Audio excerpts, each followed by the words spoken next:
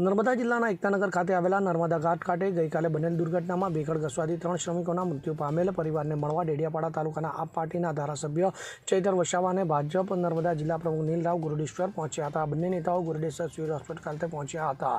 નાંદોદ તાલુકાના ધારાસભ્ય દર્શનાબેન દેશમુખ પણ ગુરુડેશ્વર સિવિલ હોસ્પિટલ ખાતે પહોંચ્યા હતા. તો નીલરાવ અને ચૈતર વસાવાએ તંત્ર સાથે બેઠક યોજી અસરગ્રસ્ત પરિવારોને અન્યાય ન થાય તે માટે તંત્ર સાથે બેઠકનું આયોજન કરાયું હતું. જે 3 લોકોના મૃત્યુ થયા છે તે લોકોની વળતરની માંગ કરવામાં આવી રહી છે. તો નર્મદા ઘાટ ઘટના બાબતે પોલીસમાં ઇન્ફા એજન્સી તથા કોન્ટ્રાક્ટર શૈલેષ પટેલ સામે સલામતી પોલીસ સ્ટેશન કેવડિયા ખાતે ગુનો નોંધવામાં આવ્યો છે, જેમાં BNSની કલમ 106(1) મુજબ ફરિયાદ નોંધવામાં આવી છે. તો પોલીસે આરોપીઓની ધરપકડની તજવીજ હાથ ધરી છે. ત્યારે હાલમાં આ ઘટના બાબતે ભાજપ, કોંગ્રેસ અને આપના નેતાઓ ઘટના સ્થળે અને ગુરુડેશ્વર સિવિલ હોસ્પિટલ ખાતે જોવા મળ્યા હતા.